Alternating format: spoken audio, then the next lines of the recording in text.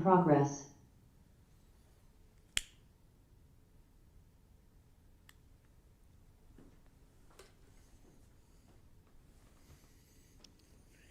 If I stood out in the rain night, my only light a candle, 1,000,000 miles away, would you lay down your fire as I raised mine? Would you not kill again? If I walked as one of many more, my only time the present, now and here, would you undo those bombs, one for each step taken, and let a future draw near? And oh, when you're near me, oh my love, oh my joy, there's nothing ever to weary me, oh my darling one. Good morning and welcome to Community Church of Boston. Especially on this day in the midst of this horrible new conflict, we sing that song written by Cindy Callett. Please stop the bombs.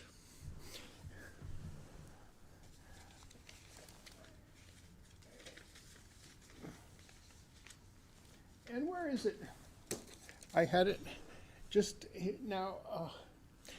I'll just sing the first verse. Last night I had the strangest dream I ever dreamed before. I dreamed the world had all agreed to put an end to war.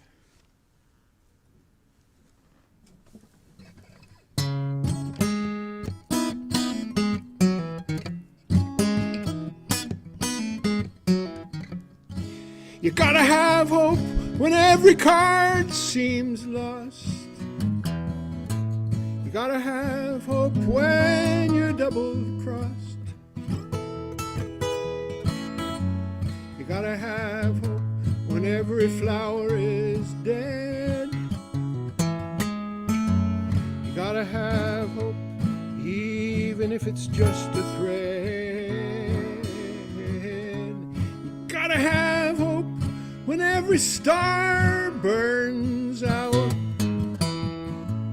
You gotta have hope one raindrop breaks the drought.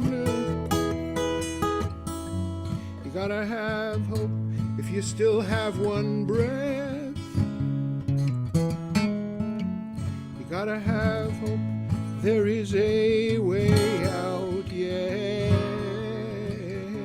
You gotta have hope when the rest lose faith.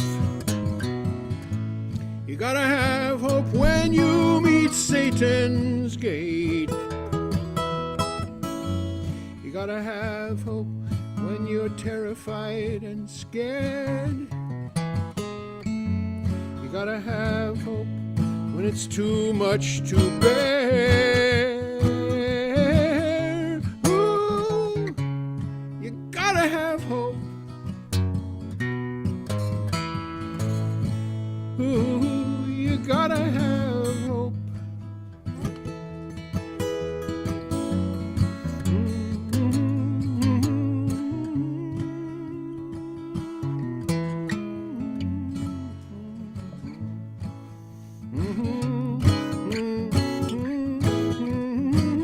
You gotta have hope through the unending night.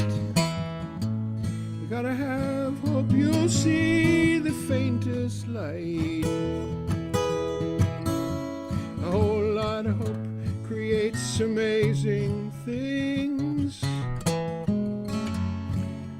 The most sacred sunrise that you've ever seen. You gotta have hope. Ooh.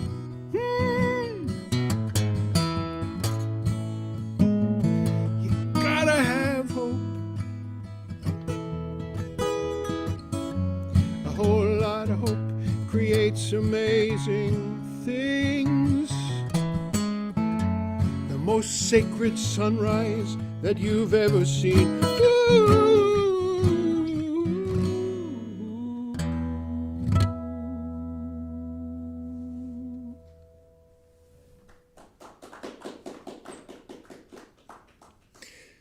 Well, hello everybody here in the room and out there in the planet.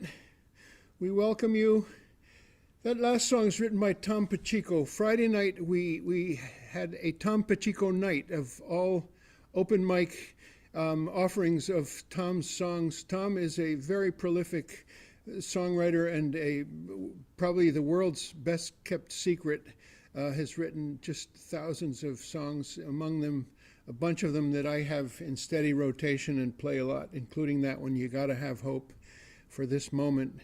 And it was a benefit for Tom and his wife. They're both in very delicate places. Annie is in the hospital and Tom is at home by himself in a pretty desperate health situation. Anyway, we raised a bunch of money for them and it was great. And we thank all of those who both participated in the event as well as who joined us online, and 500 more who joined us on YouTube between Friday and now.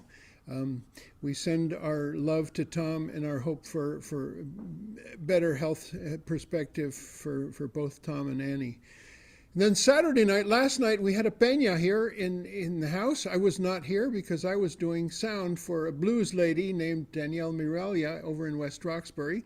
But I heard that it went well, judging by the amount of how full the wastebaskets are. You can tell if they had a good time or not, and they were pretty full. It was a goodbye for a man named Dario Zapata who is leaving. He's going back to Colombia, where he's from. And we want to thank Dario especially for a bunch of work he did last minute on the front picture window of our auditorium and on the window sill. We're really in a spring cleaning, even though it's not quite spring yet, mode for that front part of our auditorium. Gerry Kaplan is another person I'd just like to hold up in the light for the amazing amount of work he's done for us with archiving, and now with organizing that library back there and repainting and redoing all of the bookshelves and organizing them according to categories. We have the category that is speakers who have spoken here. We have another whole bookshelf now that is all books for sale, written by speakers who have graced our humble stage, our free pulpit in action, which is what they used to call it back in the day when it was more of a pulpit than a lectern. With Gerry, I'm very excited during the next years to be tackling our own archives, 106 years of history on the fifth floor. That is a rich thing, but needs a lot of attention and care and preserving and archiving, and a lot of acid-free plastic sheets and binders and digitization, all of that good stuff that Gerry is very good at. He's an archivist himself. I want to thank Lee Underwood, who did a bunch of painting, both here in the auditorium. He's painting all the trim you'll see on the bathrooms. There's new paint, gray paint. He also painted the back door that leads to our very funky alleyway. It's a funny contrast we have between the Boylston Street side of our building, which is fancy real estate, tourists, office workers, high financiers, and restaurants, and a lot of rich people shops.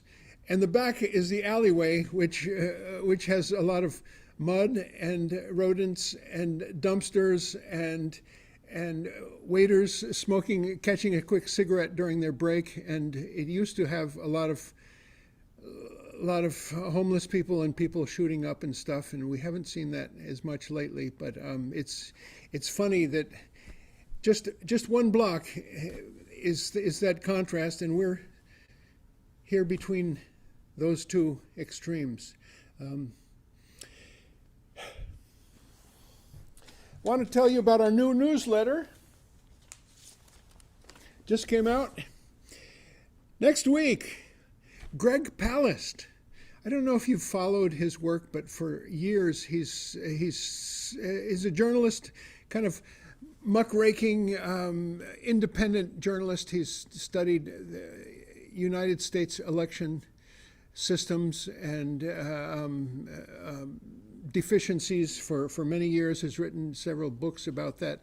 He's also studied Venezuela, and he interviewed Hugo Chavez years ago, and more recently, before the kidnapping, he interviewed Nicolás Maduro, and knows a whole lot about the oil economy of Venezuela. Greg Palast, we're really looking forward to that. And I thank today's speaker, Gerry Fialka, for turning us on to Greg Palast, giving us his contact information. I wrote him an email, and he said yes. After that, we have Catherine Power, who is a underground member of SDS from Brandeis University, and went underground for maybe 15 years before she emerged and served a prison sentence, and is now a Boston-based writer and real estate person.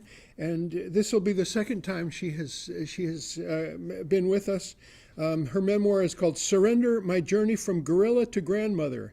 We look forward to Catherine Power. Couple more just really, really great things. This Friday, we have another online concert, which is our friends Lori Diamond, Fred Abatelli, and Lori's daughter, who's named Annalise Mary Hugh Diamond. Annalise has some challenges. She's very special, and but she sings like you wouldn't believe, and she has the most radiant smile that you've ever seen. And they are a trio, and they perform beautifully, and it's a tribute to inclusion and a tribute to what we should all be thinking about in our society, about not ignoring people, not putting people in boxes. That's this Friday, January 21. Is that the right date? Might be the right date, might not. There's a whole lot of more stuff here in this newsletter. If you don't get a paper newsletter and would like one, be in touch with our office. We'd be glad to send you one, or you can just be on our email list and have it online. Sometimes I just go through books as an introduction, or as a way to say we are a community here, and we do a whole bunch of stuff here. A lot of organizing for a lot of different groups. Friday night, right before the online concert, we had a meeting of the Veterans for Peace. This chapter is called the Smedley Butler Brigade. Look up Smedley Butler if you don't know about him, or come and we'll lend you this book from our lending library. It's called Gangsters of Capitalism by Jonathan Katz. It's a biography of Smedley Butler, that Marine officer who was part of all of these imperial adventures in the Caribbean, in Central America, in Mexico, in the Philippines, in Japan, in China, and he renounced the whole thing, and he wrote this very famous brochure that's called War is a Racket. And we were talking about doing a regular Zoom at that meeting. It could be a Zoom just of members who wanted to join in the meeting, or it could be also a broadcast where we brought in different speakers. We have quite a catalog of military folks, vets, who could give us commentary and talk to us. It's just an idea, and somebody's idea was that it should be called Smedley's Disciples. What do you think of that? Maybe we could have Jonathan Katz. He spoke here once before. Talk to us about Smedley. And then we have Eduardo Galeano. And we look up the date, which is March 15th. Beware the Ides of March. You remember that from Shakespeare, right? It's supposed to bode ill. Is that right? We hope it bodes ill for the idiots in the White House right now. The Ides of March. Eduardo Galeano's entry for this date, March 15th, is called Voices in the Night.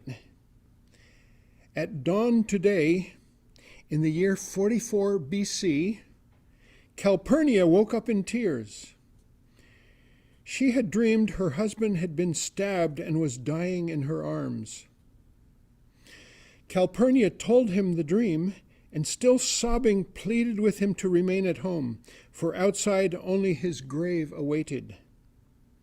The supreme ruler, dictator for life, divine warrior, undefeated God, could not pay heed to a woman's dream. Julius Caesar pushed her aside and walked toward the Roman Senate to his death. That's what the Ides of March is all about.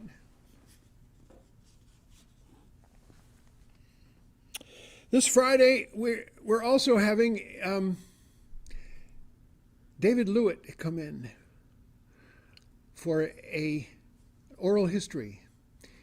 His memories of community church over his days when he was president in 1989 and 90, and when he published a newsletter that was kind of like internal newsletter about different people. David Lewitt is now 99 years old. He will be 100 on August 3rd, 2026. And the way I remember his birthday is it's the same as my mother's birthday.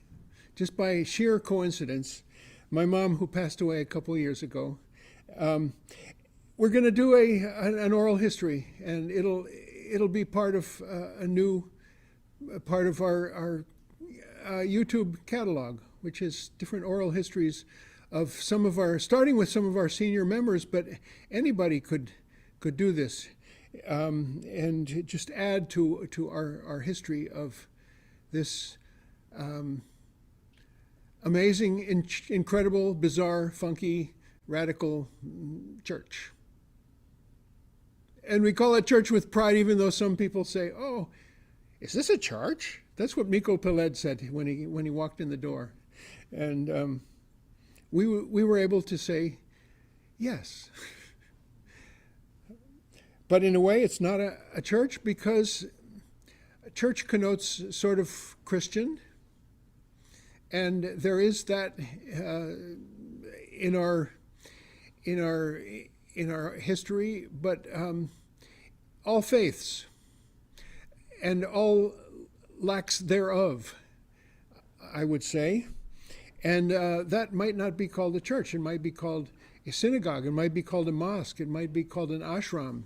So maybe church is too narrow, but we've been called that for 106 years, and it's sort of served us well. So this is a discussion that has come up at several junctures while I've been here for about 27 years now, as a active member. I was around before that, but so David Lewitt, we welcome you.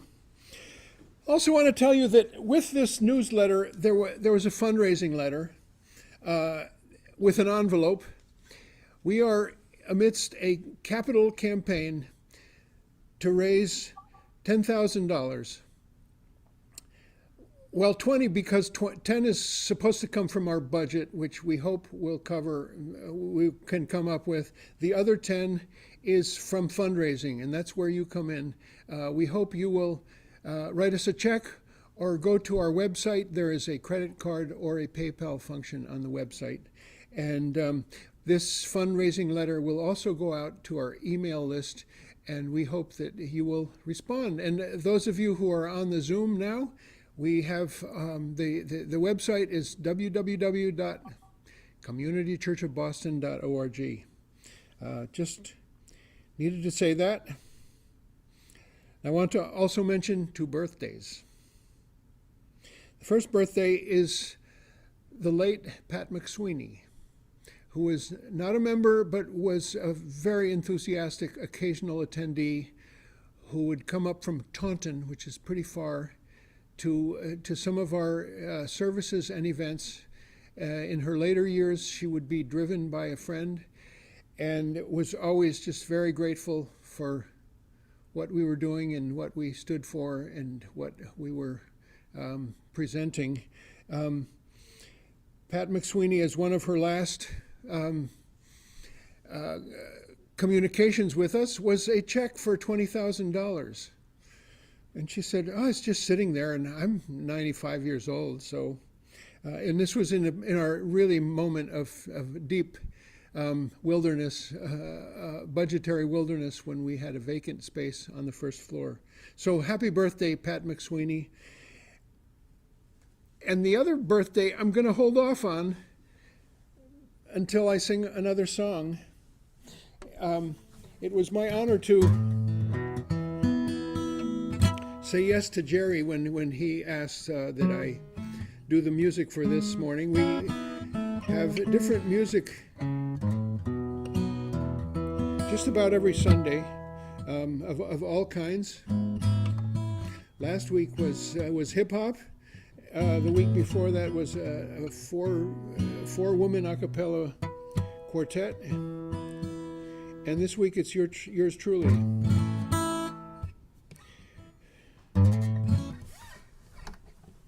And I hadn't even thought about what I was going to sing, but now I've got it. It's another one by Tom Pacheco, and it's a prayer. Every one of you knows somebody who is in need of a prayer like this.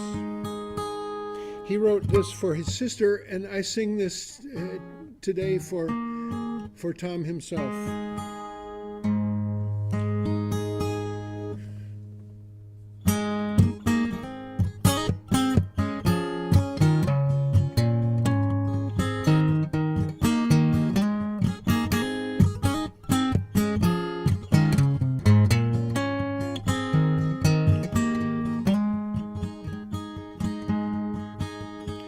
Heavenly Father, Spirit of all I can see,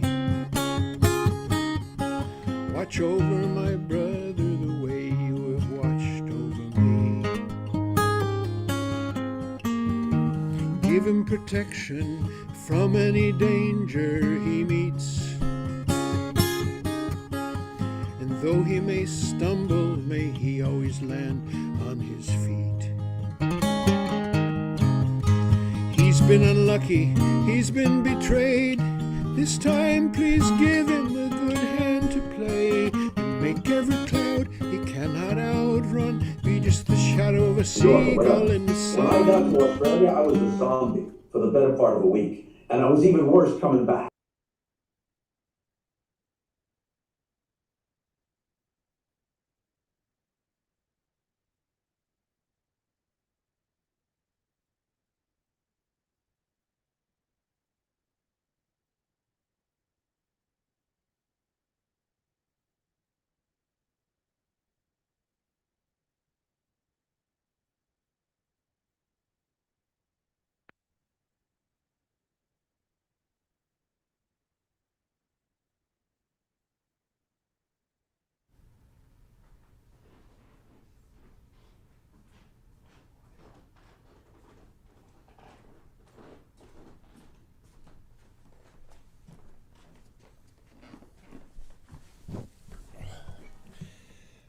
We are always working to make our product more stylish and elegant and soulful and beautiful. And I will continue with the song. I will not do the introduction, but I will start the lyrics. Heavenly Father, Spirit of all I can see, watch over my brother the way you have watched over me. Give him protection from any danger he meets, and though he may stumble, may he always land on his feet. He's been unlucky, he's been betrayed. This time please give him a good hand to play, Make every cloud he cannot outrun be just the shadow of a seagull in the sun. And make every cloud he cannot outrun be just the shadow of a seagull in the sun.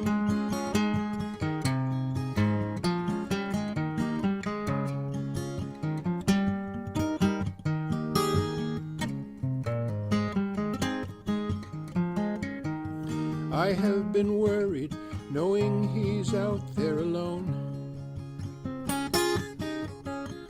searching for something inside that is deeper than bone. How can somebody suffer so much for so long before they believe there's no reason at all to go on?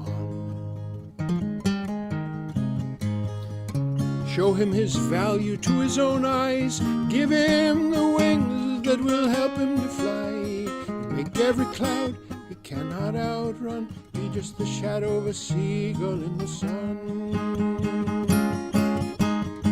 He has taken far too many falls, worked so long and hard just to lose it all. Every crop he planted would not yield. This time let a treasure fill his field. Guide him through valleys, clear a few trees from his path.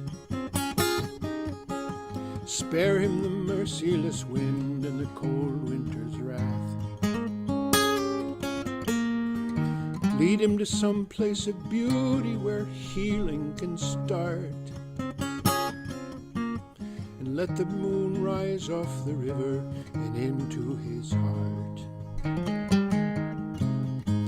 Show him his purpose, show him his life, give him the wings that will help him to fly. And make every cloud he cannot outrun be just the shadow of a seagull. Let him find mercy, let him find peace. From every prison may he be released. And make every cloud he cannot outrun be just the shadow of a seagull in the sun.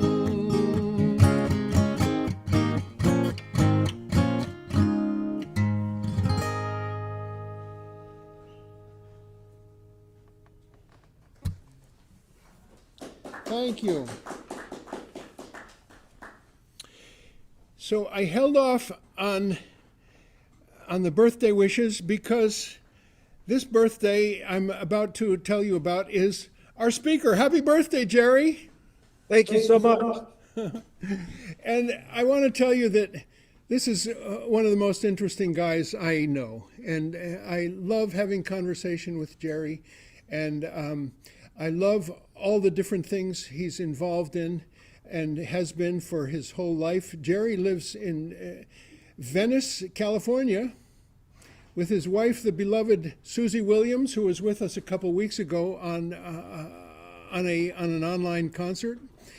Susie Williams and her partner Bill Burnett gave us a beautiful concert. And Gerry is just involved in so many things and has just such a active and curious mind about all kind of things, and I'm sure he'll tell you a lot more about himself. But what I like is how, kind of like community church, he's looking to build community, organize film series, organize festivals around interesting things like toy camera movies, organize different political outreaches and acts, and do a podcast and make us think about the medium that brings information to us, which he'll talk about today, and tell us a whole lot more about one of his serious interests, which is Marshall McLuhan, and the other one is Irish novelist that he will talk about, the book Finnegan's Wake, and all kinds of other stuff. You never know what Gerry might bring to you. He might bring to you his experience working for Frank Zappa for I don't know how many years, and bringing together the fans of that incredible musician. Gerry Fialka, I've been looking forward to hosting you here for a very long time, and I'm so glad that we finally made it happen. Folks, welcome Gerry Fialka, and happy birthday to you. Thank you. Thank you so much, Dean. And thank you for having a community church of Boston for over 100 years. That's what it's all about. So we're going to start this media yoga session by taking in one deep breath together. So everybody there live in the church and online, on the count of three, take in one conscious breath. 1, 2, 3. And release.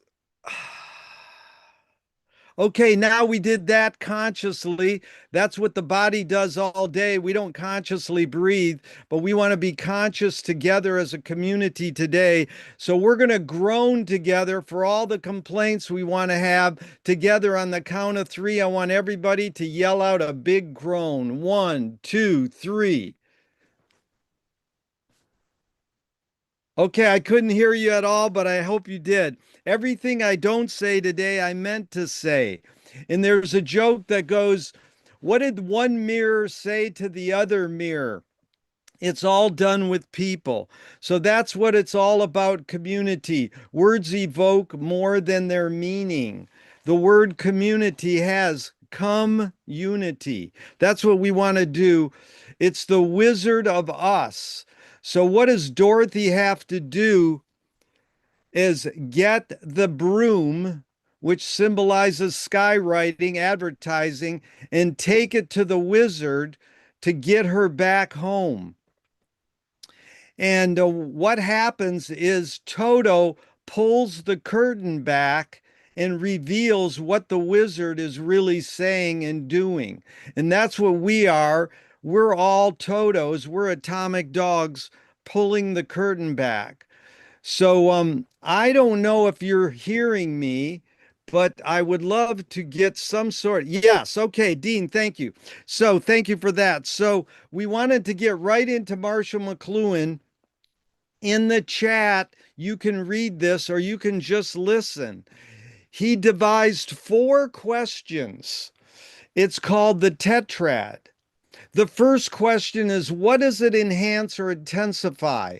The second question is, what does it render obsolete or replace? The third question is, what does it bring back that was previously obsolesced? What does it retrieve? And the fourth question is, what does it become when pressed to an extreme? What could it flip into? So just to clarify what the tetrad is, when we use the word it, we're going to take anything that humans invent. That is called tools, technology, media. That's what McLuhan referred to as human inventions. They don't have to be tangible. For the example of the tetrad, so that you can learn a little more about this tool itself, the 4 questions. If you take the car, what does it enhance or intensify? Now, none of these answers are correct or incorrect. They're guesses, they're hunches, they're intuition. We're operating on percept, not concept. So what does the car enhance or intensify? Private mobility. We're all alone in our mental contraptions. Now, of course, there is other ways to think this out, but we're trying to focus in on some of the ways the car has shaped our behavior. Number 2 is, what does the car render obsolete? The horse and buggy. But we still have horse and buggies. They're still efficient ways to have transportation. If you go to New York City and you're in a big park and they have you go on a romantic stroll with your lover in the horse and buggy, it's still there. But in general, cars rendered obsolete horse and buggy. Three is more poetic. What does it retrieve? The knight in shining armor. We're on a mission, and I'm driving to the church in Boston.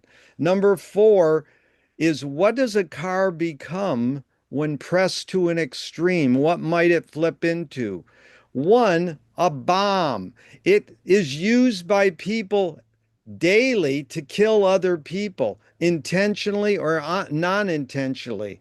Two, what else could a car become when pressed to an extreme but a home? I have friends who live in Venice, California, my own community, who live in their car. They don't have to vacuum clean, and it's an efficient means to live.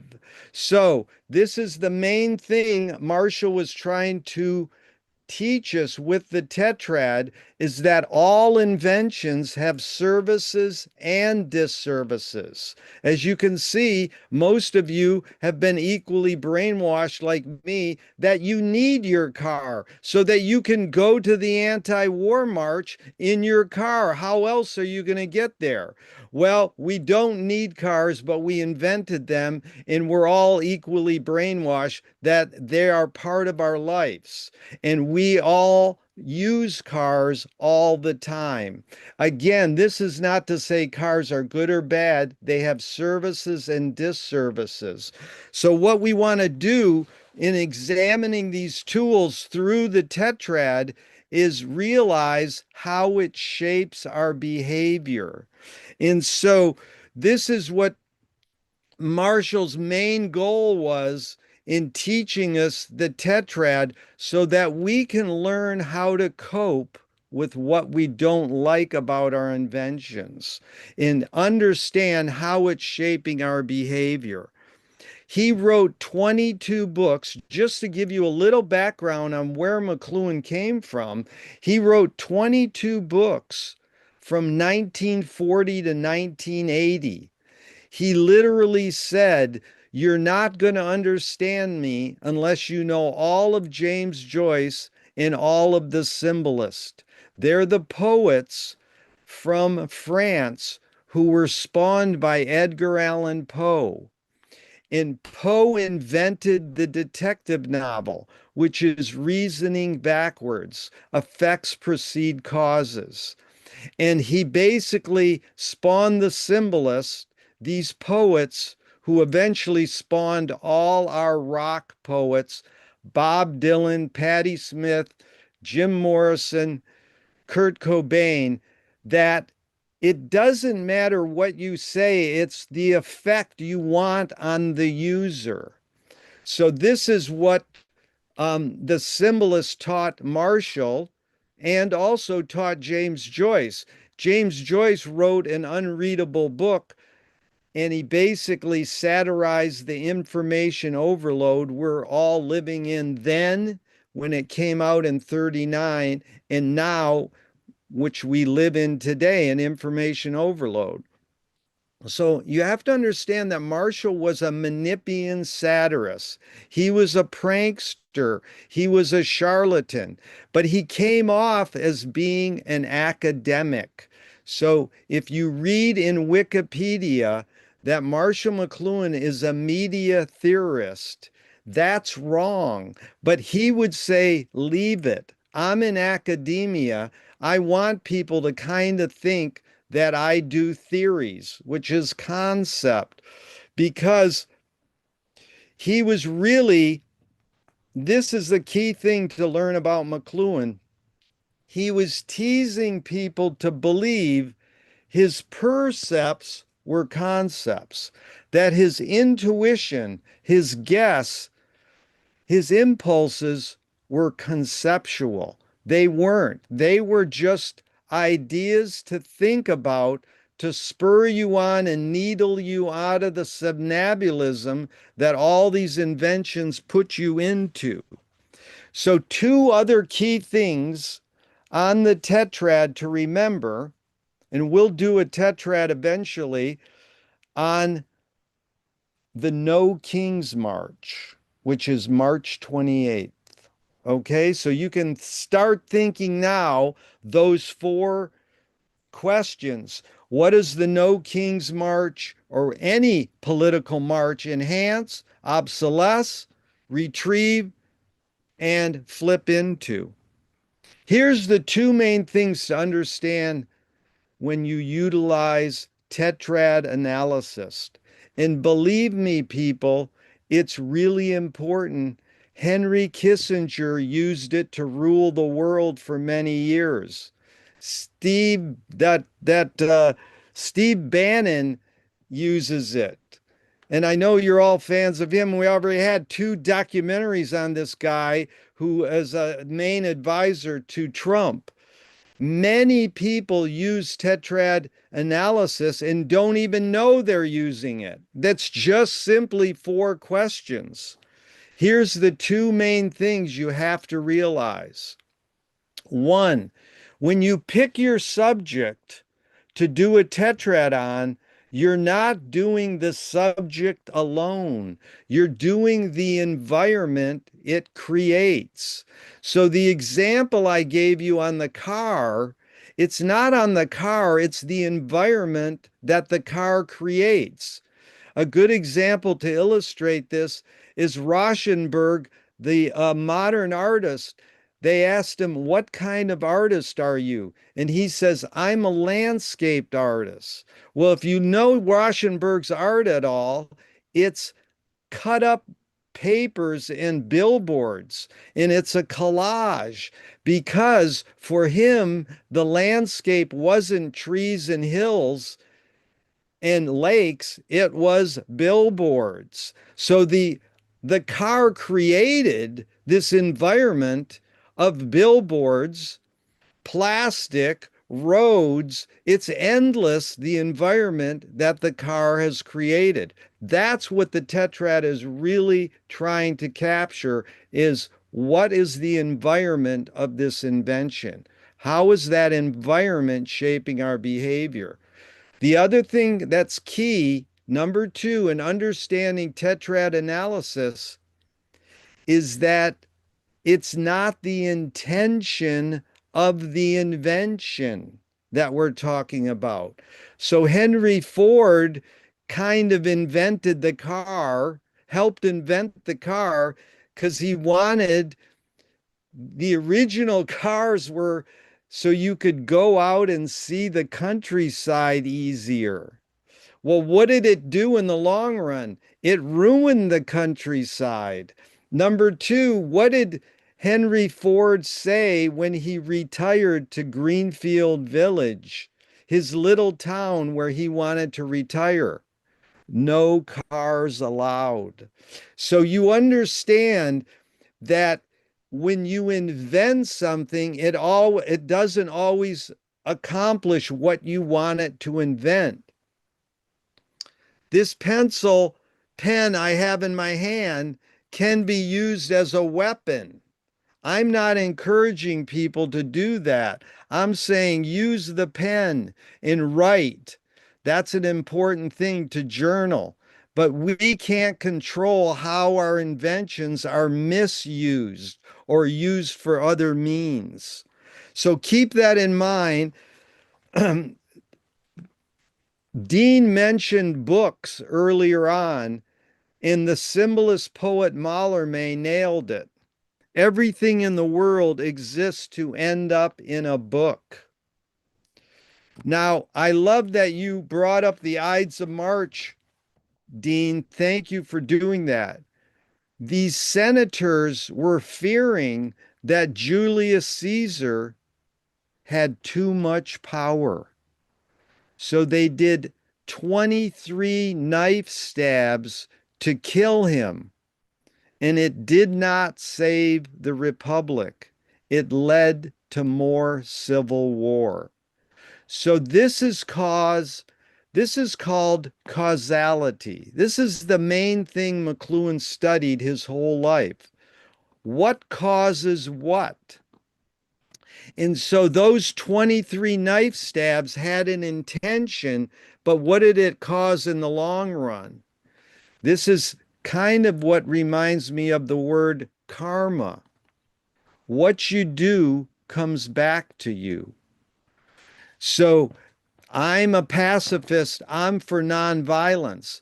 I don't even like when they say no kings and no war. I think the wording alone should be promote peace, peace building. So it also evokes this question, are we watching it happen or are we making it happen? So with these inventions, we're trying to figure out how they really shape our behavior, the deeper psychic effects of our inventions, so that we can suss out how they shape our behavior. Here's an invention that you have all been involved in your whole life. You don't have a choice. It's called cinema or movie making or films. It's only 130 years old.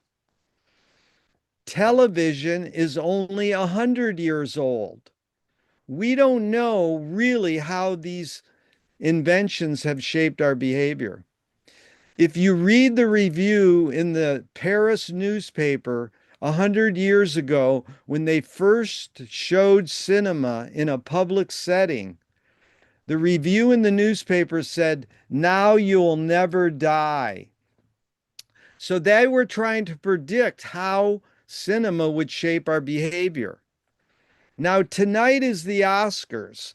Now, most of you are saying, what a load of bullshit. Well, in a lot of ways, having studied cinema myself for 60 years plus, I like it when any peer group celebrates their medium. So I love when Dean opens this gathering today with folk music that has a message to it. And I think if folk musicians saluted each other and celebrated each other as Dean does, we would be in a better place. And so that's basically what the Oscars has done, but maybe capitalism has swindled it into commodity cinema. The reason I'll tune in tonight to the Oscars is because they will give a few minutes to some political documentary that the world should know about. If you did not see last year's Oscar nominated documentary called Soundtrack to the Coup d'etat, I highly recommend you see it. Seek it out. It's about how the CIA fucked up people in Africa and how American jazz is involved in this whole network. It is an amazing film. Harlan County, USA, about the coal miners, an amazing documentary that can inform people about political issues that need to be addressed. So how can you not imagine the impact when 20 to 50 million people will be watching this stupid TV show tonight for 3 hours? Listen to what Michael Moore did when he won his Oscar. He shamed George Bush. I appreciate, if you won an Oscar, what would you say to 20 to 50 million people viewing you live at that moment? I was miffed when Catherine Bigelow in 2010 won an Oscar for Hurt Locker because she didn't come out and say right off the bat, first, I would like to thank George Bush for giving me content for my movie. So we don't realize how cinema and TV has romanticized war and violence. We should be aware of that. Violence, according to McLuhan and Krishnamurti, is the human search for identity. So here's where I go right into the most important part of our time together today is Maria Gimbutas. In 1974, she wrote The Goddess and Gods of Old Europe. She taught us that matristic societies, that's matriarchy, were peaceful, they honored women, and they espoused economic equality. Humans lived in matristic civilizations for many years. The female kept us knowing that nurturing love is the way. We're literally brainwashed to believe that some wars are justified. Rethink that, people. There's no war that is justified. War is a brainwashed item that they taught you that's hardwired in you. It is not hardwired in you. Maria Gimbutas proved this in her studies, that we are more hardwired for cooperation than we are for war. Maria Gimbutas spawned Riane Eisler's important book, The Chalice and the Blade, which promoted partnership. We are not hardwired for war and violence. We are more hardwired for cooperation. So that's something to keep in mind when we try to figure out why Marshall McLuhan said everything we invent extends some humanness. So the knife and fork extends our teeth. The shutter in a camera extends our eyelid. And maybe even non-tangible religion or philosophy extends consciousness.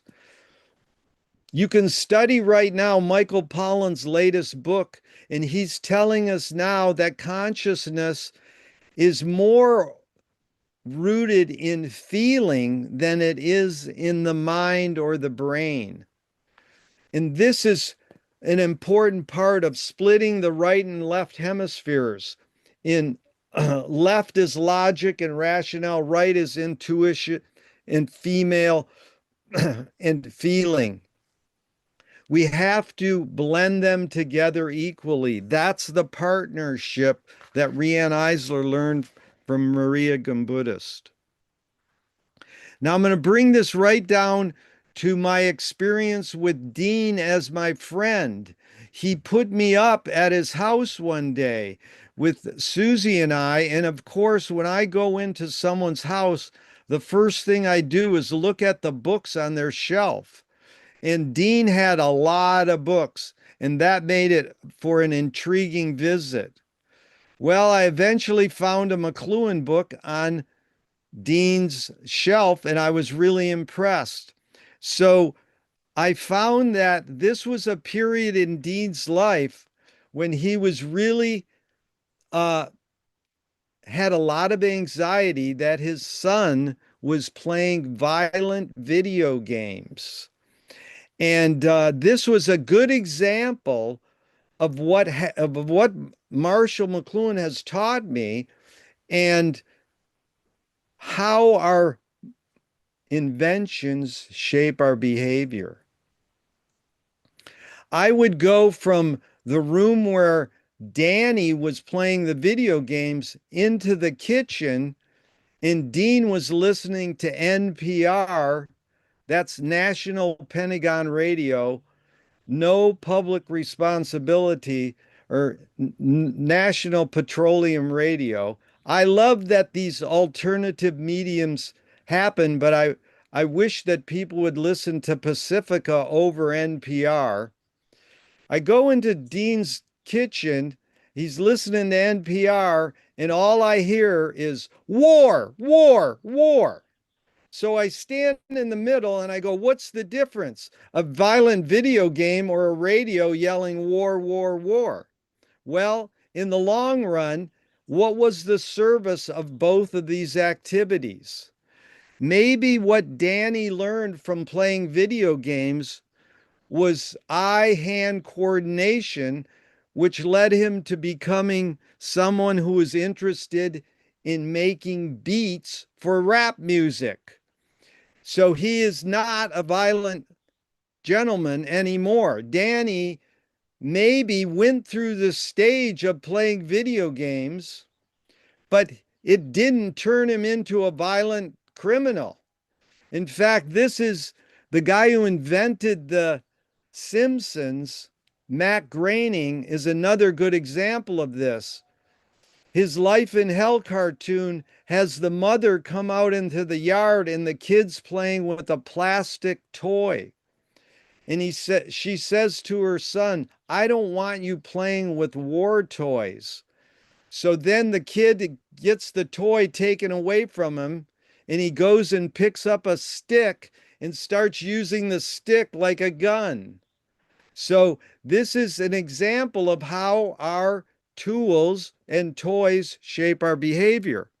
Now, with Dean listening to the radio and all it's saying was war, war, war, maybe that inspired him to write a protest song against war and for peace. So again, this is how do we take these tools and inventions that we invent and flip them when they are, it's sort of like the main thing that James Joyce taught Marshall McLuhan. How do you turn a breakdown into a breakthrough?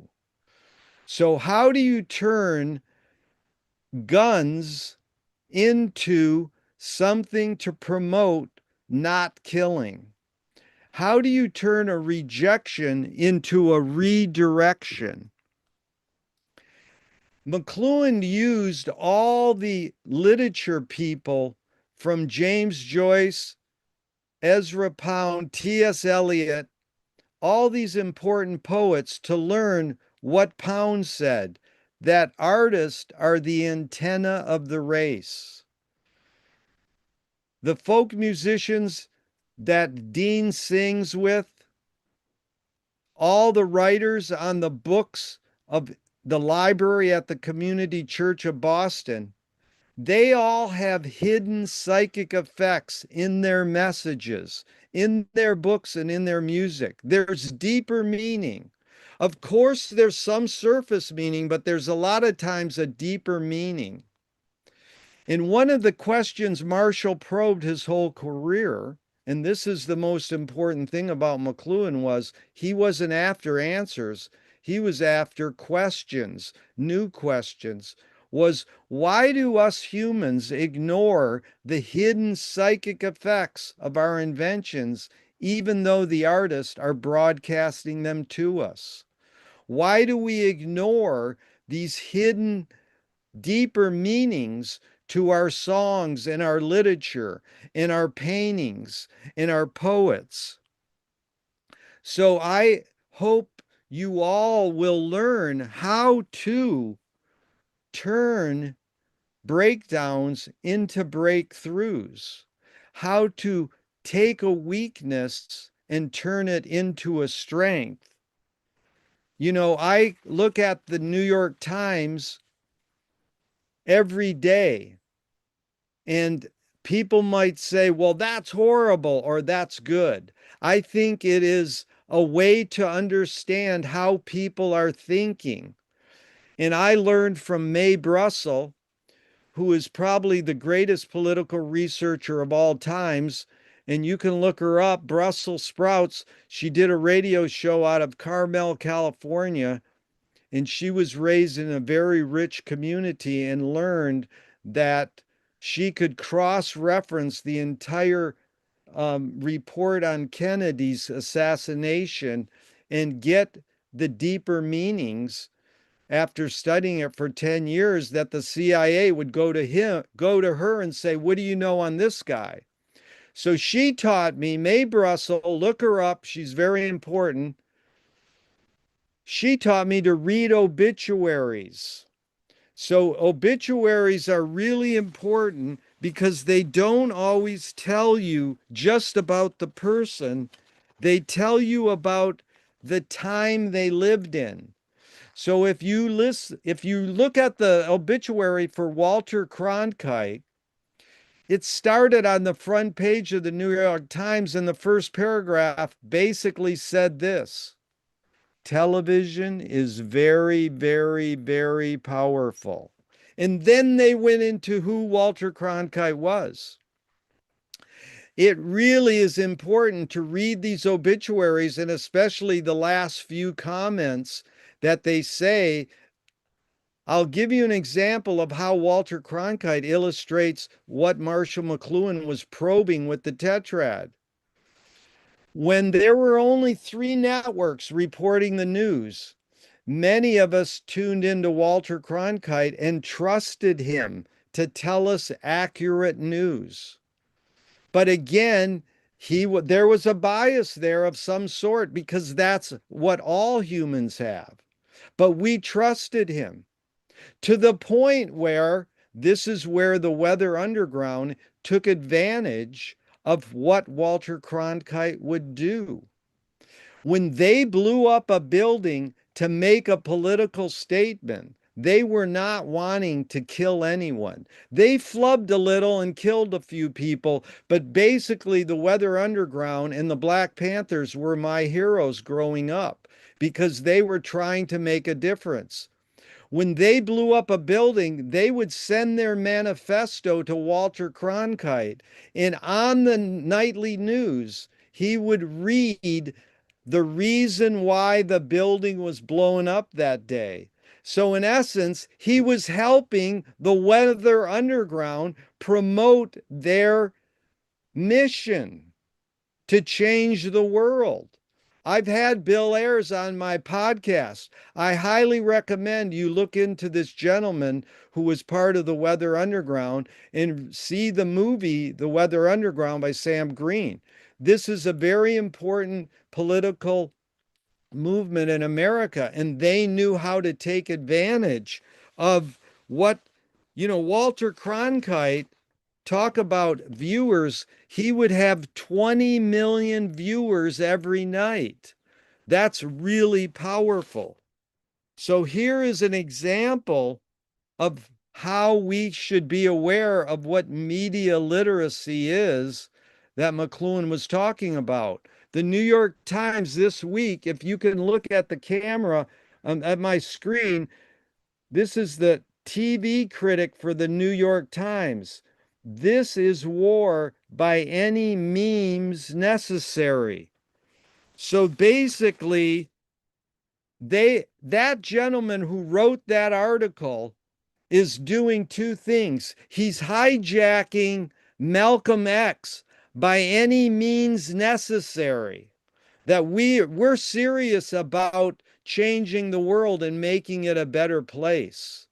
I highly recommend pursuing Martin Luther King and Malcolm X and the difference they both had.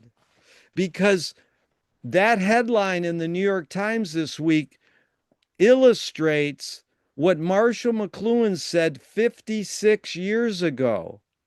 World War III is a guerrilla information war with no division between military and civilian participation. So we're all involved in the war ourselves by consuming news, social media, and by not understanding the hidden psychic effects of Instagram and TikTok and newspapers and radio and Zooms right here at Community Church of Boston. We have to understand the hidden psychic effects of the Zoom event and how it can gather us together all over the world at one time. Marshall McLuhan would always update his aphorisms. He would never settle on one thing. Many people don't realize that his most famous aphorism, the medium is the message or the medium is the massage, was updated mid-career. When he was getting his picture on the cover of Time magazine, he said, it's no longer the medium is the message. It is now the user is the content. So that's something alone to contemplate. It's a bunch of words, and you can look it up and go deeper. But most people don't even understand what the medium is the message means. Marshall was not saying that the form is more important than the content. He was a literature guy. He knew that content was very important. That's why he learned all he learned was from Finnegan's Wake by James Joyce and the Symbolist Poets. That's content. That's words on the paper. That's page reading. Okay? But he also knew that the form of how he read these books was important too, and that most people ignore the form. T.S. Eliot taught him, the watchdog of your mind. When you go to rob your neighbor's house and the watchdog comes out growling at you, you just whip out a big steak, a piece of meat, and give it to the watchdog, and he runs off, and then you can commit your crime. That's what he said. We go for the content, the meat, and we don't go for the form. So he overemphasized the form by saying the medium is the message. He knew that the form and the content were both the message. And he'll tell you this all when you read Understanding Me, where his daughter transcribed his live talks. And on page 254, he explains what the medium and the message really is about. The other important thing, creating this global village, which he got from Wyndham Lewis, who is often considered a bad guy, but he was very important, being the nemesis of James Joyce. Wyndham Lewis said that the role of the artist is to live in the moment. Be here now, Ram Dass, and write a detailed history of the future. Again, study that for weeks. It has a lot of deep meaning to it. And Wyndham Lewis taught him about the global village because, telegraph, which is the beginning of social media, electric communication, all this was connecting us all over the world so we could talk to someone in Russia, in South America. Mid-career, McLuhan updated the global village to the global theater. We're all actors on the stage. It's Teilhard Chardin inventing the noosphere idea, where we're covered with this amazing prosimian arch around the world. It's called the cloud. So here is another 2 obituaries this week. Again, something I highly recommend you read, because there in the New York Times, 2 obituaries this week had in the headlines, anti-war song in waging peace. How cool is that? When they wrote McNamara's obituary in the New York Times, it should have said war criminal, and it didn't. And so I'm not promoting you to read obituaries because you're going to agree with every word that they say. But I'm promoting reading obituaries because they're a source to give you critical thinking skills and sharpen your critical thinking skills. It's like everybody who's flipped out and scared about AI. AI is another invention. I'm not promoting that the data centers are ruining Mother Nature. I'm promoting that this is a tool that will eventually be like your car and your cell phone. Well, I've got to have a cell phone. I've got to have a car. That's bullshit. You don't gotta or shoulda have anything. But most of us want to operate in a social way. And if you don't have a cell phone like me, you're going to have people yelling at you, I couldn't get a hold of you because you don't have a cell phone. Well, get over it, people. There's various ways to understand how your inventions shape your behavior. Here's the obituary I want to read from you today. If you look at the screen, this gentleman was Coleman McCarthy. His headline right in it said, Journalist who waged peace in class. He died at 87. He never veered from the path of nonviolence. He never veered from the path of nonviolence. Can I repeat that line again? That's in the New York Times. People, that's an important line that people all over the world can read. The last paragraph, and this is what I say, just skip to the last paragraph on these obituaries. Here it is. Listen closely. Coleman McCarthy said, every class, I say your homework is to tell someone you love them today. So every class that this gentleman, journalist, teacher, educator said was tell someone you love them today.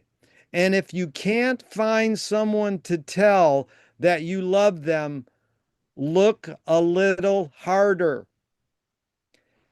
And if you still can't find them, call me up. I know where all the unloved people are. They're everywhere. So it's our duty as human beings to love everyone. The most important thing I learned from working with Frank Zappa for 10 years and studying him for 60 years was he taught me how to embrace contradiction. He sings in a song, you've got to love the cops as they beat the shit out of you on the street. He's being a satirist. He's telling us something that most of us are cringing. We don't want to love the cops as they beat the shit out of people. But he's telling us as human beings, you have to love your enemy and learn how to deal with them on a humane level. People, the American Indians, the indigenous, the people who were here before we were in America have taught me your enemy is your best teacher. JFK said, forgive your enemy, but don't forget their name. Fellini says, I need an enemy. And Alan Watts says, if you acknowledge your enemy, you empower them. Well, Alan Watts comes from Eastern philosophy, and I agree with him immensely. But maybe if you don't acknowledge your enemy, you empower them. So, how are we going to acknowledge our enemies in this day and age? How do we keep our countries from going to war? So, what Marshall McLuhan was doing was saying every invention, every tool we have services and disservices. Marshall spawned an important gentleman who writes books. His name's George Lakoff. Obama hired George to help him get elected. He says, how do I do it? And George said, that's easy. Go for feelings. That's what Republicans do. Don't go for issues. That's what Democrats do. And so Obama did it. He said hope, and he got elected. Then he fired George Lakoff. Lakoff's an important thinker. Look him up. What he said is we've got to use the tools that we have, but we also have to invent new tools. The great poet Audre Lorde said, "You can't dismantle the master's house using the master's tools." Her colleague Yvonne Rainer said, "Oh, you can if you expose the tools." So on my podcast, 4 times a week, I interview modern thinkers and I ask them, what new tool do you suggest? And I love it when people say imagination, perseverance, cell phones, whatever new tool they want to bring up. It's not important whether it's new or old. And it's important that we understand how our tools shape us. That's what we're trying to understand. So, Frank Zappa said, in order to change the system, you got to work within the system. When the pandemic hit, Dean didn't say, I'm not doing Zoom. That's that's the CIA tool to brainwash the world. No, he used Zoom. And I appreciate Dean allowing me to do this Zoom with all of you today.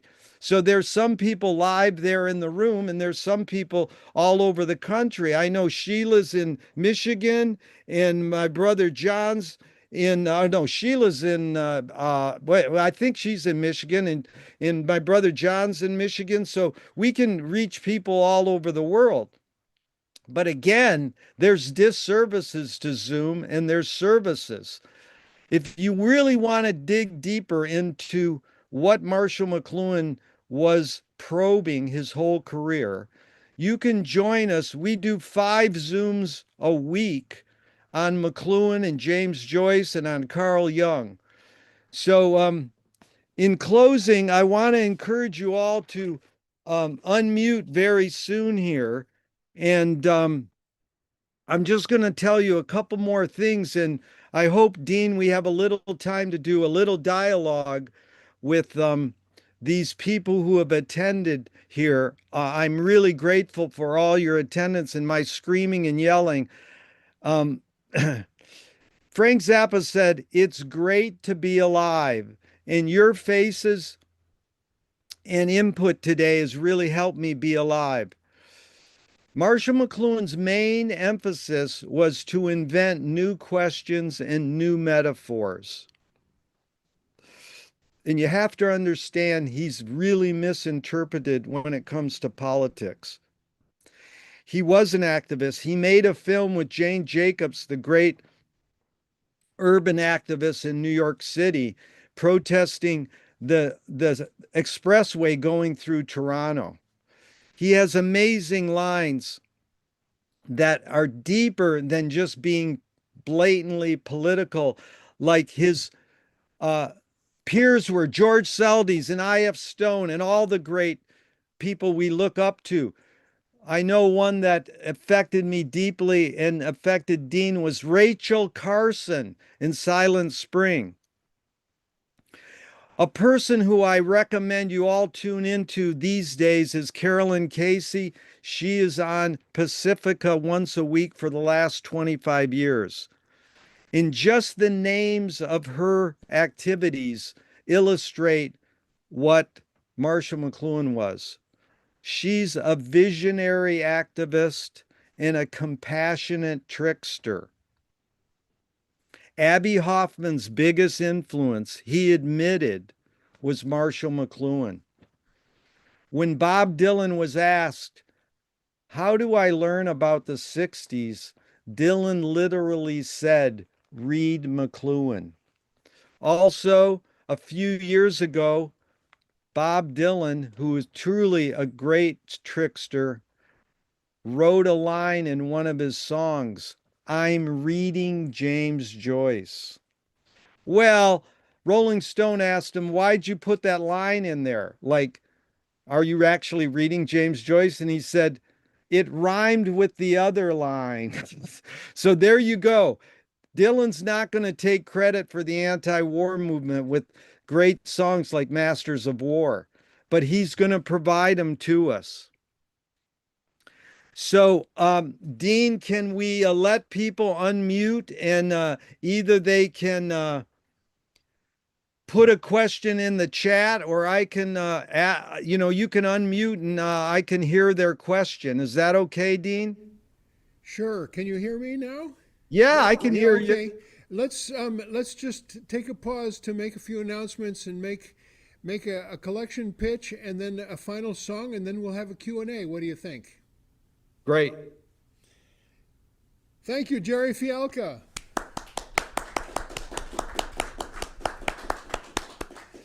That's some pretty amazing and pretty heady stuff. You're filled, as always, with quotes and references, and sometimes almost too hard to keep up with. But we have YouTube to rewind you and get them again.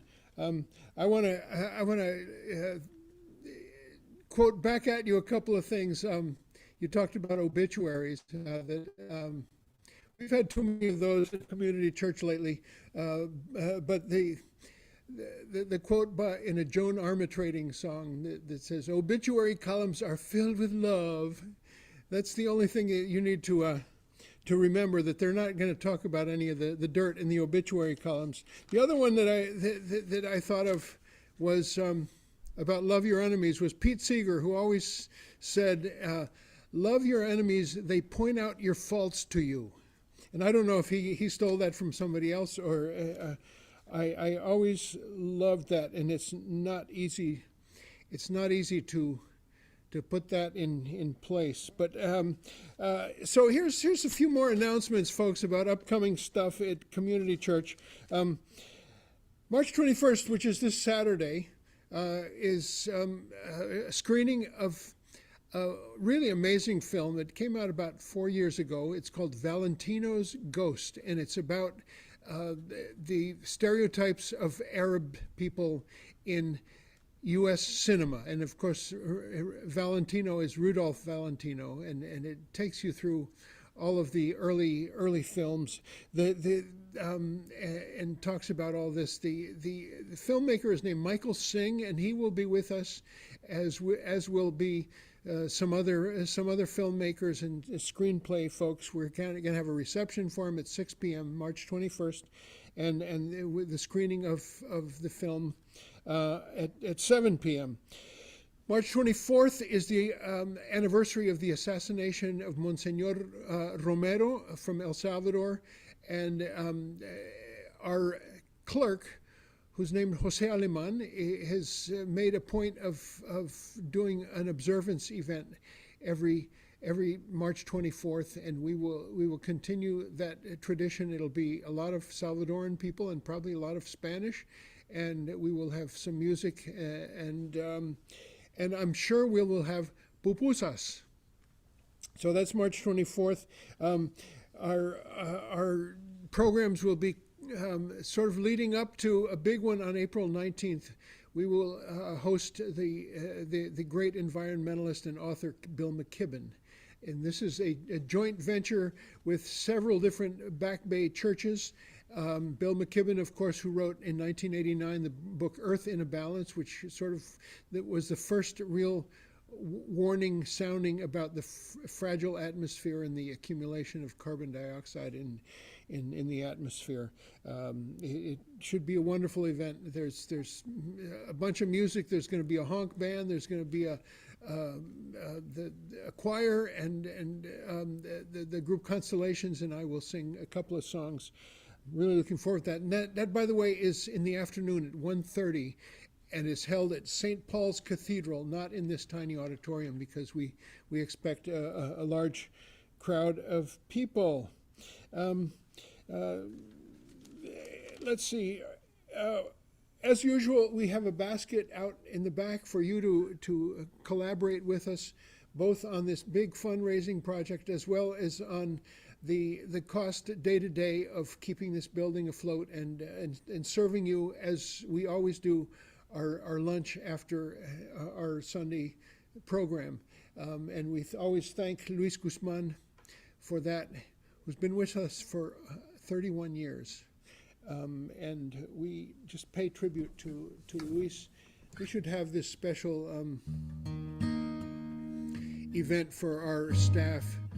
Zinli Zhu, who has been with us as our bookkeeper for 24 years.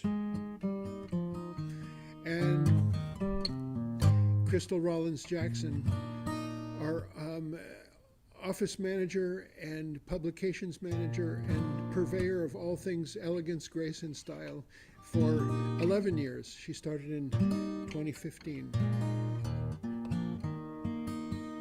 So this last song comes from another California friend who was with us a week and a half ago on a Zoom. His name is Bill Burnett, and this is a community builder song with a little comedy in it. There's enough love in this house to choke a horse, to make a divorce lawyer cry. There's enough love in this house to and hang your blues out to dry. Sorry, Bill. There's enough love. There's enough love in this house. There's enough love. There's enough love in this house. There's enough love. There's enough love in this house. There's enough love in this house to throw a fit and never hit any walls. There's enough love in this house to make amend and catch a friend when she falls. There's enough love. There's enough love in this house. There's enough love. There's enough love in this house. There's enough love. There's enough love. Woo! In this house. Now you're thinking that I'm wicked and I'm looking to fool you. You're deciding that I'm hiding something up my sleeve. But these words are not swords and I don't want to duel you. I just want to refuel you. I want to make you believe that there's enough love in this house to fall upstairs and say your prayers with a smile. There's enough love in this house to clear your shelf and forgive yourself for a while. There's enough love, there's enough love in this house. There's enough love, there's enough love in this house. There's enough love, there's enough love in this house. Oh yeah. La la la la la la la la la la la la. La la la la la la la la la la la. La la la la la la la la la la la la la la.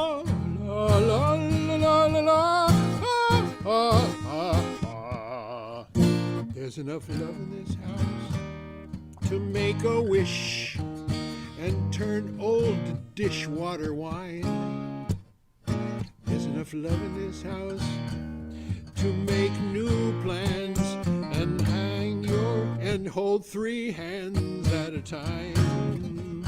There's enough love if you understand it. There's enough love in this house. There's enough love we could save the planet. There's enough love in this house. There's enough love we could go the distance. There's enough love in this house. There's enough love overcome resistance. There's enough love in this house. There's enough love. There's enough love. Woo! In this house.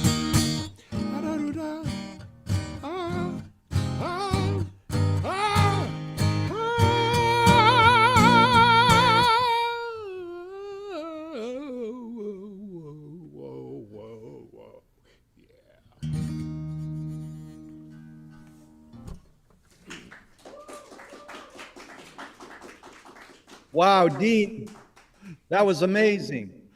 Thank you, Gerry. Well, listen, Bill Burnett wrote a great song there, and he's in a new band with me and Khalil, and we sing Frank Zappa songs as a glee club. It's a choir with no instruments, Whoa.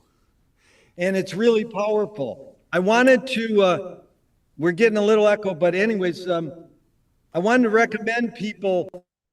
I want to recommend, there we go. I want to recommend people to check out my podcast. I'm probably wrong about everything because we have a great goddess and a political activist who you've admired and featured. Medea Benjamin was on my podcast recently, and another political comedian, John Fugelsang. So people can tune in there. And there's two essays I wanted to recommend they check out. One is Poetry as Protest, and I have a long essay called Can Art Stop War? So anyone who has a question, all you really have to do is unmute and then I can hear your question. That's the best way. Okay, Barbara, what do you got? I would just like to comment. Thank you so much for your viewpoint.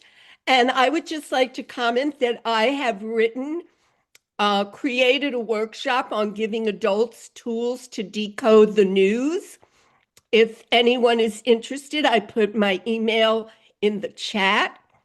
And another way for people to cross ethnic, class, and cultural boundaries to create relationships with each other is through storytelling.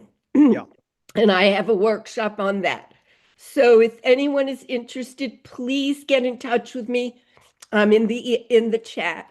And I have to tell you, I'm in Ithaca, New York, and I like this. I come to the Community Church of Boston on Sundays. I just switch on the Zoom, and here I am. I so enjoy being with you guys. I wish you would come here. So thank you so much. Barbara, really good point. And we can all learn media literacy, and we've all done it our whole lives. But for someone to suss it out in terms like you have, that's important. It's something we should learn in school. You know, conflict resolution's the other thing. Why weren't we taught conflict resolution in grade school? Now my friends say that it is taught in school. So we have progressed. Anybody else have a question or comment? Yeah. I welcome it. Just unmute if you want to say anything. And Gerry, please feel free if you're interested in the workshops to get in touch with me. I got your email. I'm going to send you an Great. email. Thank you, Dean. Thanks to the Community Church of Boston. I Yeah. love spending my Sunday morning with you guys. It's amazing. Thank you, Dean. Anybody else have a comment or a question? Don't be shy. Who's going to unmute? Okay, Lynn, go ahead. Yes, I put a whole bunch of contacts. Thank you. Oh, I love you guys. Thank you, thank you, thank you. It's so true. We've got to get the Vatican Church. It's got $80 trillion just in banks. The properties of the churches need to become really Christian worldwide and actually help with the interfaith hand-to-hand schools, trade schools, and soul purpose development projects for people.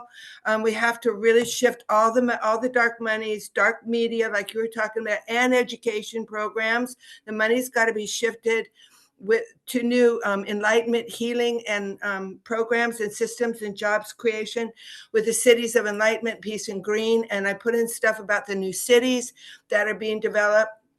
Oh, I didn't put that in. Next City, sorry. nextcities2.org. Okay, and the libraries, there's a civic action group. I put it in the chat. And then there's also to the NIB coalition, and it's kind of paired up with, the other one, peace, really important, peacemaker circles. They started worldwide with URI, and the peacemaker circles are with what's his name, the Rotary International. They're getting it, you know. So I didn't put that one. I'll put that one into peacemakers circles are really important groups that, of course, there's no advertising, right? None. So, and then the next cities, like I said, they're online, they're happening, they're beautiful. And the nonprofit, this Oh, circles are inspired. Oh God, my spelling. Anyway, so we have to come together like you're doing and get these new projects and programs. We have 600 different election, the colleges, political science groups. Our kids are ready for this, okay? And the National Infrastructure Bankers Group, the NIB Coalition, those bankers actually, get this, I have chills. They shifted to nonprofit banking systems. They can go after and get the monies out of Wall Street, crypto, corruption. Those guys got to be arrested, crimes against humanity, you name it, and shift the funds, their funds, their projects, their assets. Yeah, especially Doge, right? And the Project 2025 and all the friggin' Musk dark Gothic mega systems. They've all those funds is our money. They stole it, okay? And the Vatican's part of it. They have to come together and help this happen, shift properties, programs to loving one another, caring for one another. Oh, I forgot. I think I put it in. Yeah, I have a petition online under change.org. I'm an Oregon change agent, long story, for my work with jobs creation. And we're supposed to be putting healing, multicultural body, mind, spirit, healing bases, because I've been studying alternative healing since 1975. I was brought up inside the military and industrial complex, and it's tied directly to wars over a few herbs. I mean, come on, really? No, the drug wars was about capitalism and evil human trafficking and weapons sales. All right, Lynn, that was amazing. You laid on a lot of very good things. Okay. Everything you said, Lynn, is how do you turn those breakdowns into breakthroughs? Yes. How do you do what Audre Lorde said? You can't dismantle the master's house using the master's tools. You can, and you invent new tools. So use the existing tools and the old ones. You've done that. Gerry, okay, we're going to move on. Let's real move quick. on to Wait, real quick. The body, mind, spirit, like healing touch practitioner programs, stop the weird sexuality abuses, animal therapies, art, music, singing, dance. People have no idea. All the therapies, medical hypnosis heals everything big pharma gives drugs for with horrible side effects. Okay. So these alternative healing bases, are so critical. And you said the key word there is dance. George Clinton of Parliament Funkadelic says, music. Free your mind, your ass will follow. And Emma Goldman said, if you can't dance, you can't be in my revolution. Okay. Someone else, anyone else? Sound healing. Lynn, let's move on. Let's give someone else a chance. Okay, love you guys. Thank you. Thank you. Anyone else have a comment or a question? Please unmute if you're ready, and we welcome your thought. Okay, Dean, I think unless we got no one else, Dean, we want to thank you for your time and energy today. We've got somebody here in the audience, and I want to ask you something too. Hold on. Please. This is Ramona. I enjoyed your presentation. I'm wondering, what is the weather like in Venice? It's terrible here in Boston, although this is a good day. But anyway, what is your plan to reach out to Gen Z and to get Gen Z involved in spinning off some of these projects that you have in mind? It's a great question. As John Cage said, I wouldn't want to ruin it with an answer, but I will. And that is simply the Burning Man philosophy is all about reading Finnegan's Wake out loud with a group of people, studying Marshall McLuhan. It's endless how many younger people find this very interesting, how we should be aware of how TikTok and how Instagram and how all these YouTube and social media is shaping our behavior. So it's literally what Dean is promoting. It's the main tool that Marshall McLuhan loved. It's called conversation. It's called dialogue. So that's what we need to do is when you're in line at a store, you just talk to the kids. Hey, well, how has the cell phone shaped your behavior? Don't tell them that their cell phone or their their Waymo robot car is bad, just say, hey, how has it shaped your behavior? So it's how you pose the question to the Gen Zer and let them reveal to you. Barbara knows about this. It's called media literacy. You don't tell them they're wrong. You don't tell them they're messed up. You say, how has video games shaped your behavior? Really good question, Ramona. I really appreciate it. And the weather here in Venice is great. I wish you could stroll the boardwalk with me today and appreciate the clean air. Anybody else have a comment or a question? Thank you. Dean, you had one. Hey, Gerry. Yes. Congratulations on John Fugelsang. That's fabulous, and I'm going to go hear him. Has that happened already, or is it coming up? I had him on my podcast once, and I'm going to have him on again. And we used to book him 20 years ago in our art gallery, which you were at Sponto Gallery in Venice, California, before he was as big as he is now. So he is an immense human being who was raised by a nun and a priest, and he really is a word crafter. He's a wordsmith. He knows how to put words together.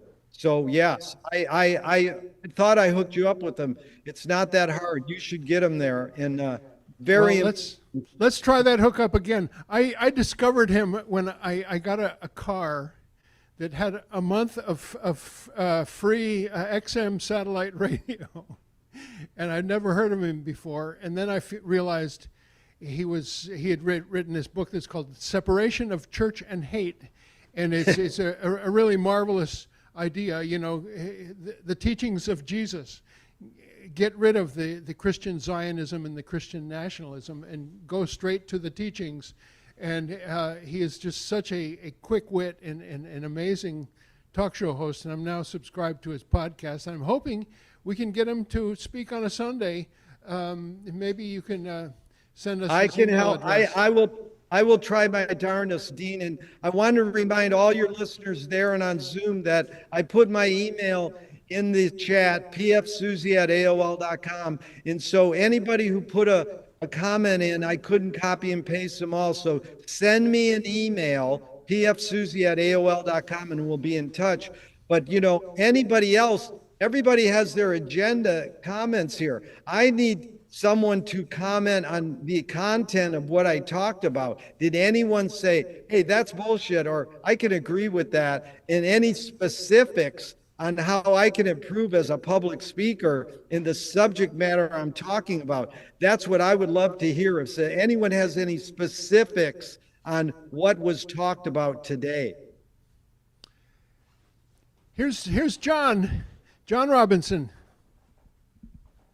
Thank you, Gerry. Can you hear me, Gerry? Yes. Yes. I'm from Worcester, Massachusetts, the same city that Abby Hoffman was born and raised in. And I'd like to know. Thank you for mentioning him. I'd like to know if you met him, or if you're familiar with any of his writings, his autobiography, and also his brother wrote a book called Run, Run, Run. So I just wanted to share that with you. I don't have any thing to suggest because I'm still learning, and I thought your presentation was fantastic. Thank you. Thank you, John. That's an amazing thing, because Abby Hoffman literally said that McLuhan was one of his biggest influences, because most people don't realize Marshall was a prankster, a trickster, a charlatan, and that's what Abby learned from. And I've read Abby's books and I love his presence. I didn't actually meet him, but my friend filled in when he couldn't speak at an event. Bill Mitchell, a great political orator from Venice, California.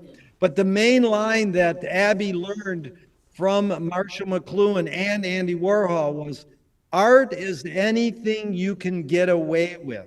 And my friend, this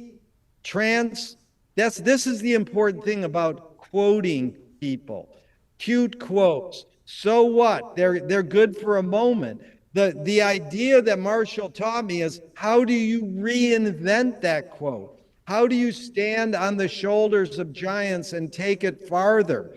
So Abby Hoffman took art as anything you can get away with and turned it into revolution is anything you can get away with. So all the power to the Black Panthers and to the Weather Underground, because they got away with a lot, and they should still exist in many forms and ways and reinvent themselves. That's what Occupy did. They reinvented what the Panthers and the Weather Underground did. And they continue to go on, because the funniest thing about Occupy was 1 year after the Occupy movement, on the headlines in the LA Times, it says, "Where is Occupy now?" And I said, on the front page of the LA Times. This is media literacy. How do we know how to read what they're really saying? It's like Barbara Harrison knows in Ithaca. It's reading between the lines. What are they really saying? When, you know, that great line in the New York Times here, "This war by any means necessary."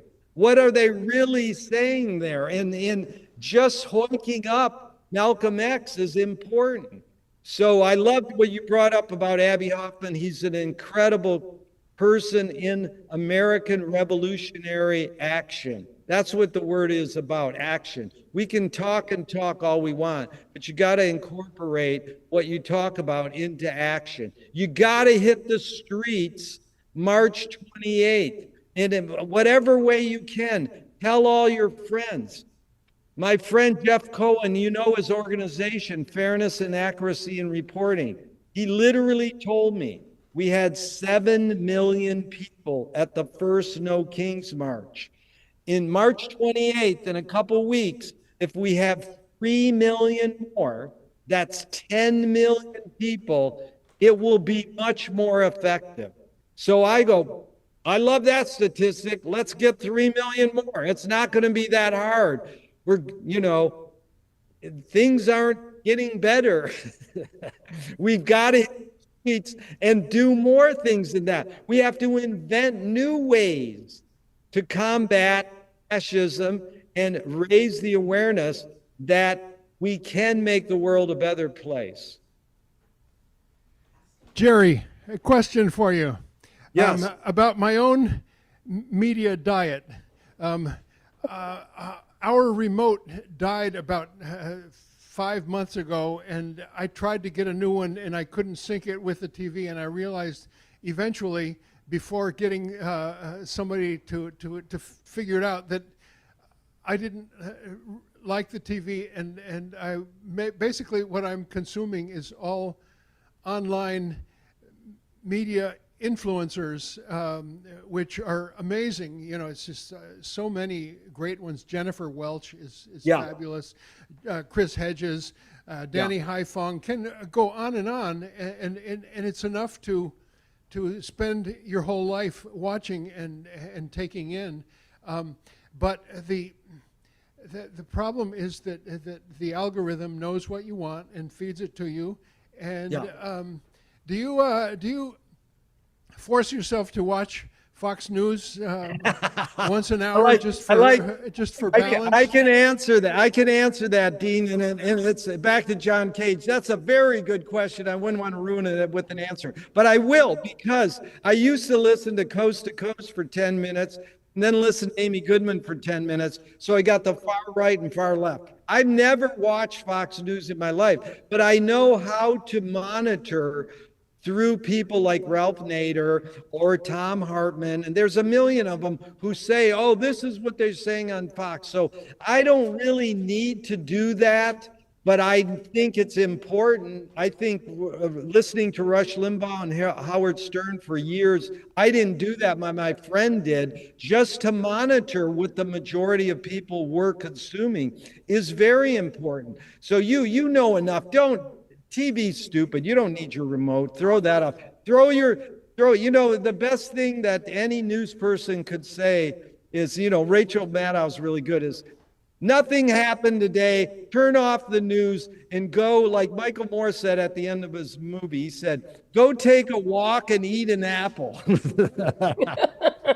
or John Prine, throw out the TV, throw away your paper, go Yeah. to the country, build a lot of home, eat a lot of peaches, try to find Jesus on your own. You remember Oh, song? that is good.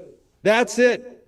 And Dean, also talk to people in line at the grocery store because you don't know if they're right wing or left wing or whatever. But just say, hey, how has your cell phone shaped your behavior? How has the news shaped your behavior? Don't give them a point of view. Just ask them, how has war mongering shaped your behavior? How has prison industrial complex shaped your behavior? Feel for those kids who are being lured to be ICE agents. How are their parents and their family allowing that? They need a job. And so they're like, oh, I need a job. Well, like, when are they going to turn MK Ultra and do COINTELPRO and flip it and take over ICE and make it a loving and give hugs to these people instead of beating them up? That's what we need to do is infiltrate. They've infiltrated us for years. So we got to know how to infiltrate them. Right. You have a question from Daniel the Bagel Man. Oh, go ahead. Read it. His hand is up. Go ahead. Go ahead. He's got a question. You're going to ask it. You're not going to read it. Okay, go ahead, Bagel. Hey, how you doing, man? Good morning this morning. I'm just waking up, wrapping pastries for the damn homeless. I have to feed them every day. I'm a sick puppy. Anyways, a couple things. Two musicians that came to mind. Talking Heads, of course. I want you to think about that. And this guy won the Grammy Awards from Southern United States, long hair hippie guy. And I watch this stuff on YouTube and other things all year. Political, total left political, young guy. Well, I'm 65, so he's young to me. And I don't know if you know his name. If anybody knows his name, I can't think of his name right now, but he's really famous. Jesse Wells, by any chance? Jesse Wells. So my thoughts on that. You know, I do want to make a quick pitch. Boston Food Activist needs, if you want to donate to us, we're trying to get a new van to feed the homeless out of. So check out Boston Food Activist, folks. But yeah, your Mike opinion on those two people and what you thought about them. Is you talk about other older musicians, but what about the new people? And Talking Heads aren't new; they've been around for a long time. But their messages. Yeah, good, Daniel. I've talked to David Byrne. He's a total Marshall McLuhan freak, and he will admit it. And when I was talking to him, I forgot to ask him if he ever read Finnegan's Wake Out Loud with a group of people.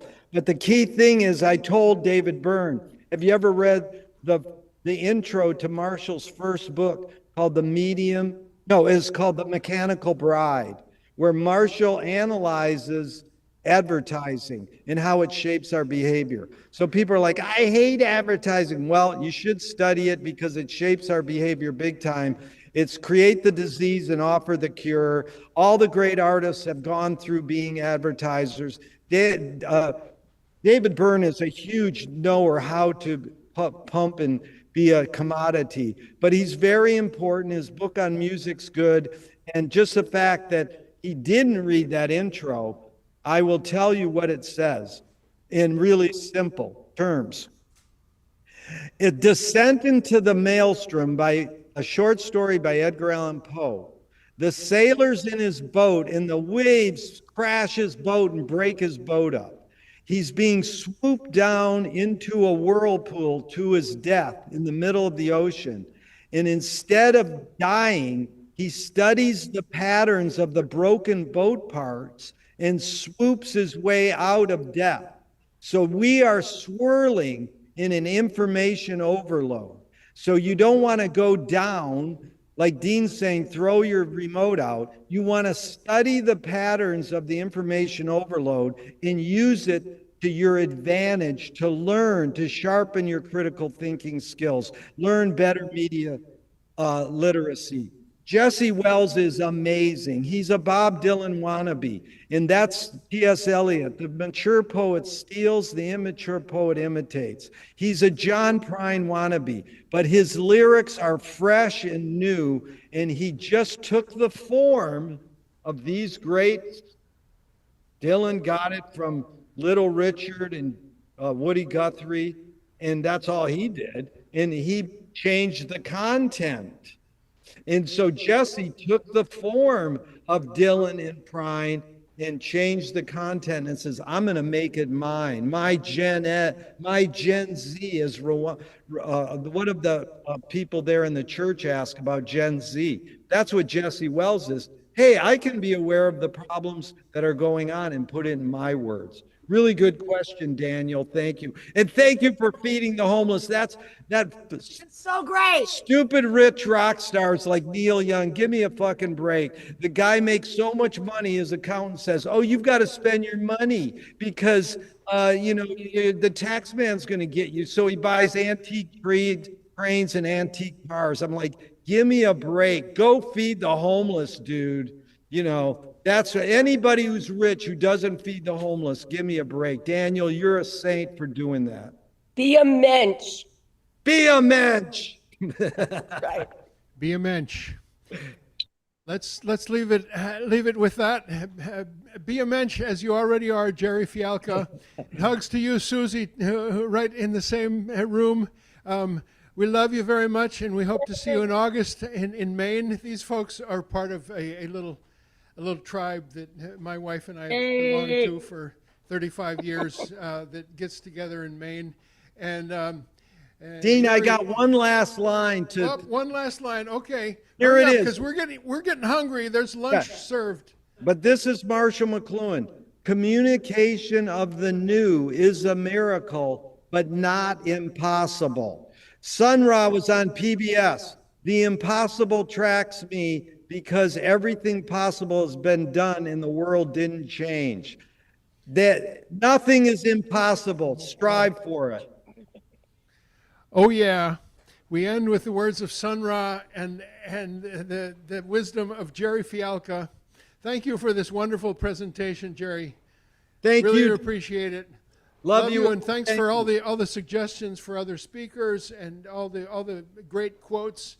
And we'll be recommending that folks be looking at those quotes and on YouTube and all those references. It's just a full media landscape that you have introduced us to. Gerry, love you. See you soon. Thank you. And we'll declare the meeting